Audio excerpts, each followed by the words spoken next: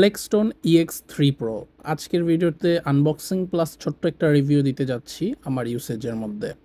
বক্সের মধ্যে পেয়ে যাচ্ছেন আপনার ডেফিনেটলি EX3 Proটা এবং একটি type C to type C cable quality সত্যি কথা বলতে এটা 36 ওয়াট সাপোর্ট করলেও আমার মনে হয় না কেবল 36 ওয়াট আউটপুট দিতে পারবে আপনাকে। সাথে পেয়ে যাচ্ছেন একটি ইউজার গাইড এবং আপনার ভেরিয়েন্টের উপর নির্ভর করে, যেমন আমার ভেরিয়েন্টটা খুব সম্ভবত ট্যাবের জন্য তৈরি হয়েছিল, এই জন্য এটার সাইজটা একটু বড়। বাট বর্তমানে আমি ইউটিউবে আরও দেখেছি যে অনেকেই একটু ছোট সাইজের হিট সিঙ্কটা পেয়ে থাকেন, যাদের ফোনে C2 সাপোর্ট বা ম্যাগনেটিক কোনো সাপোর্ট নেই তাদের জন্য।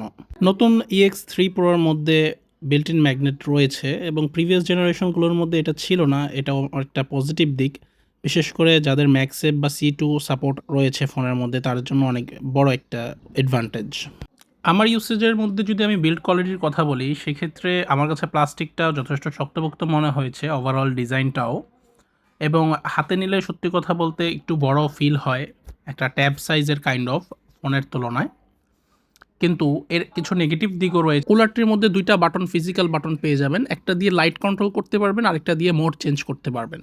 3টা স্টেজে মোড চেঞ্জ করা যায়, লো, মিডিয়াম এবং হাই। এবং লাইট কন্ট্রোল বাটন দিয়ে আপনি চাইলে লাইটগুলোকে একদম সম্পূর্ণ বন্ধ করেও রাখতে পারবেন। এই অপশনটি খুবই কাজের। নেগেটিভ দিক বলতে পিছনের যে রবারটা, এটার মধ্যে একটি স্কোয়ার প্যাড টাইপের কিছু একটা দেয়া আছে, শুধুমাত্র ওই অংশটুকুই ঠান্ডা হয়। এর আশেপাশে সারাউন্ডিংয়ে বাকি অংশ লম্বা সময় ব্যবহার করলে হিট হয়ে যায়।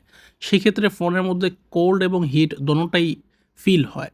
আমাদের দেশের তাপমাত্রার সাথে বিবেচনা করলে সত্যি কথা বলতে কেনার পর যেটা আমার অনুভব হয়েছে যে তত একটাও স্ট্রং না যেমনটা আমি এক্সপেকটেশন রেখেছি। এটা যদিও একটি অনেক পাওয়ারফুল কুলার, তারপর আমার কাছে লম্বা সময় ব্যবহারের জন্য অত একটা বা প্র্যাকটিক্যাল মনে হয়নি। আমি রেকমেন্ড করব সাধারণত গরমের সময় ব্যবহার করার জন্য যে ফ্যানগুলো পাওয়া যায়, পাখা ছাড়া ফ্যান, একটু ভালো মানের ওই ফ্যানগুলো কিনে ফোনের পিছনে কিছুক্ষণ ধরে ওইভাবে ঠান্ডাটা, যেটা এয়ার ঠান্ডা, ডাইরেক্ট কুলিং সিস্টেম না একদম ফোনের সাথে লেগে, ওইটা বেশি রেকমেন্ড করব আমি। এটা সম্পূর্ণ পার্সন টু পার্সন ভ্যারি করে আপনি কিভাবে ব্যবহার করছেন এবং কোন সিচুয়েশনে ব্যবহার করছেন। আমার ক্ষেত্রে সত্যি কথা বলতে এটা প্র্যাকটিক্যাল মোটেও লাগেনি। আপনি যদি ইনডোরে গেমিং করার চিন্তা করে থাকেন সেই ক্ষেত্রে রেকমেন্ড করা যায়, বাট লম্বা সময়ে এরপরও ইউজ করলে যেটা বললাম যে সাইড দিয়ে গরম হয়ে যায়।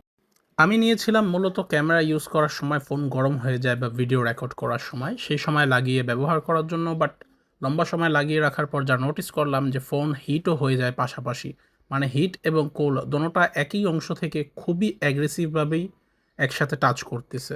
আজকের জন্য এতটুকুই। রিয়েল ইউজার রিভিউ দেখতে সাবস্ক্রাইব করুন।